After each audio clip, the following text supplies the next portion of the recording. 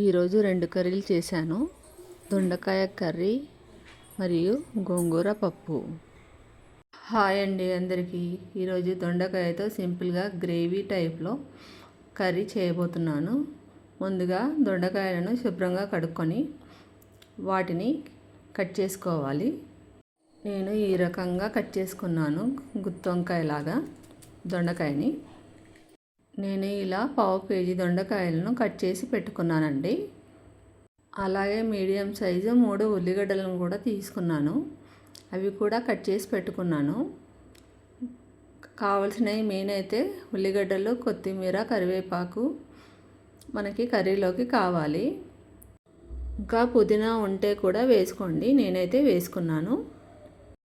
Next curry ప్రాసెస్లోకి వెళ్ళిపోదామండి. First మనము ఒక బాండీ తీసుకొని స్టవ్ వెలిగించి ఆ బాండీలో ఆయిల్ పోసుకోవాలి.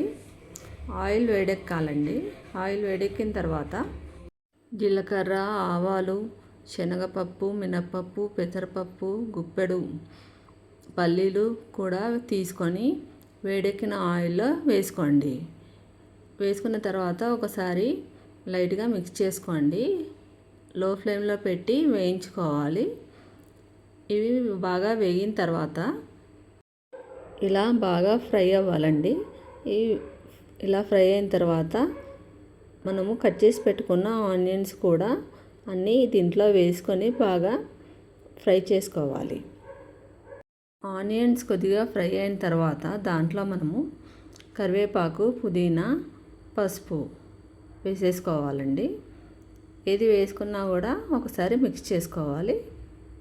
నేను అల్లం వెల్లుల్లి పేస్ట్ కూడా వేసేసుకున్నానండి. ఇలా బాగా కలుపుతూ చక్కగా ఫ్రై చేసుకోవాలి. ఇలా బాగా ఫ్రై అయిన ఆనియన్స్లో సరిపడా ఉప్పు వేసుకోవాలి. ఈ రకంగా ఫ్రై చేసుకుంటే సరిపోతుంది. నెక్స్ట్ ఈ ఫ్రైని ఒక బౌల్లోకి తీసుకోండి. దాంట్లో కొత్తిమీర కూడా వేసుకోండి. తర్వాత కారం కూడా వేసుకోండి, మీకు ఎంత కావాలో అంత.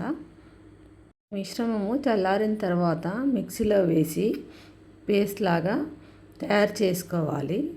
నేనైతే ఈ విధంగా మిక్సీ పట్టుకొని పేస్ట్ చేసుకున్నానండి. ఇప్పుడు అదే బాండీలో ఇంకొంచెం ఆయిల్ పోసుకొని కరివేపాకు, జీలకర్ర వేసుకొని ఒకసారి మిక్స్ చేసుకోవాలి. అవి కొంచెం వేగినాక కట్ చేసి పెట్టుకున్న దొండకాయ ముక్కలన్నీ వేసేసుకోవాలి. ఇప్పుడు దీంట్లో సరిపడా ఉప్పు కూడా వేసేసుకోవాలి. అన్నీ వేసుకున్నాక వీటిని బాగా మగ్గనివ్వాలి. ఇవి బాగా ఫ్రై అవ్వాలన్నమాట దొండకాయలు. ఒకసారి చక్కగా మిక్స్ చేసుకొని మూత పెట్టేసుకోవాలి. కొత్తగా యూట్యూబ్ ఛానల్ స్టార్ట్ చేసిన వాళ్ళు మీకు వాయిస్ ఎలా వస్తే అలా ఇవ్వండి, అంతేగాని నెగటివ్ కామెంట్స్ అస్సలు పట్టించుకోకండి. ఎంతోమంది వీధి కుక్కలు మురుగుతారు, వాళ్ళని అస్సలు పట్టించుకోకండి, బ్లాక్ లిస్ట్లో పడేయండి. కామెంట్స్ ఎప్పుడూ కూడా ఎంకరేజ్ చేసే విధంగా ఉండాలి, అంతేగాని వాళ్ళని తొక్కేయడానికి ట్రై చేయొద్దు. ఇలా దొండకాయలు ఫ్రై చేసుకోవాలి. కొంచెము కారము, ఉప్పు తగ్గితే కనుక మళ్ళీ వేసుకొని మిక్స్ చేసుకోండి, ఏం కాదు. ఫైనల్గా ఫ్రై అయిన దొండకాయల్లో మనము ఆల్రెడీ మిక్సీలో పేస్ట్ చేసుకున్న ఆ పేస్ట్ను వేసేసుకోవాలి. వేసేసుకొని ఒకసారి బాగా కలుపుకోవాలి, లేదంటే అడుగంటుద్ది. అవసరమైతే 1/2 గ్లాస్ వాటర్ పోసుకోండి. పోసుకొని కొద్దిసేపు స్టవ్ పైన పెట్టుకోండి. లైట్గా గరం మసాలా వేసుకున్నానండి. వేసుకున్న తర్వాత ఒకసారి చక్కగా మిక్స్ చేసుకోండి. మిక్స్ చేసుకుంటే అడుగంటదు. సో అలా బాగా మిక్స్ చేసుకుంటే చక్కగా కలిసిపోయి దొండకాయల్లో టేస్ట్ బాగా ఉంటుంది. కొత్తిమీర కూడా వేసేసుకున్నానండి. వేసుకొని ఒకసారి మిక్స్ చేసుకున్నాను. ఇంకా కర్రీ అయిపోయినట్లే మోస్ట్లీ. మీకు కనుక మా కర్రీ నచ్చితే లైక్ చేసి కామెంట్ చేయండి, సబ్స్క్రైబ్ చేసుకోండి. మళ్ళీ నెక్స్ట్ వీడియోలో కలుద్దామండి. అప్పటి వరకు సెలవు, బాయ్. ఇలా సింపుల్గా కర్రీ రెడీ అండి. ఇలా గార్నిష్ చేసుకున్నాను.